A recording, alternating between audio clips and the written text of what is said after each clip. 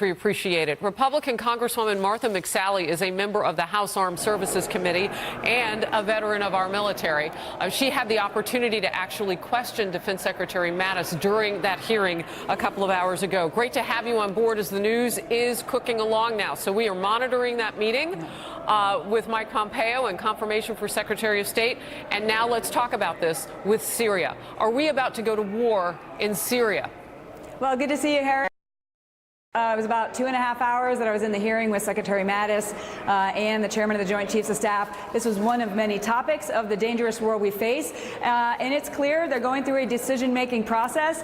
I planned a lot of these options in the past for other contingencies where they're providing alternatives to the leadership, to the commander-in-chief, to include military alternatives plus other diplomatic and economic means in order to address this issue. So I think they're working through that decision-making process. It's very important that we identify what our objectives are. I thought Secretary Mattis spoke clearly on that today, and that we identify them and we're carrying them out while realizing that, look, President Trump inherited a mess in Syria from the failures of the last administration. If you remember, no, we do. Secretary Kerry said all the chemical weapons were gone, but it's a mess, and something needs to be done, though. Congresswoman, forgive me, our time is so tight because we're going to go back to that hearing momentarily. I just want to get this question in.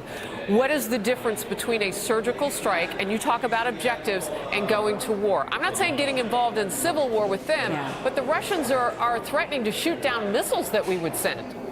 Yeah, again, these are the discussions that need to go on, that we need to have clear objectives. I think in this case, it's likely to be to punish Syria for violating international law, to make sure that chemical weapons cannot be used. They've just been used in London as well. Russia is continuing to be a problem in the region and is really stalling the diplomatic way forward on this. Russia needs to be sent a message as well that we are not going to stand by like the last administration, but we have to be very clear that we don't escalate into some sort of conflict with Russia while we show strength. So these are all the considerations with Ambassador Bolton on board and Secretary Mattis. I know the president will be getting good advice to make sure that they're addressing these issues when they decide what to do.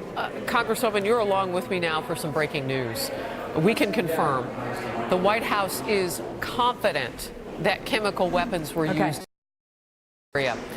Now, that means something in terms of those options that you put together. What does it mean? It does. Look, for the first step for any of these issues is to work with our allies, look at the intelligence, to discern and ensure that that's actually what we see the evidence of through the reports by third parties. And so if they're using those words right now, that means the intelligence has showed for sure chemical weapons have been used. How does that change what we will do? This is a violation of international law. It's a violation of the Chemical Weapons Treaty. And look, the world cannot stand by with our allies. Something needs to be done using elements of power, which will likely include military, but also diplomatic and economic. All right. I don't know how many people know this, but you have been in a cockpit, and you have put these missions together for going in. Talk to me seriously now, very points, easy to understand what our options are and how surgical this really could be.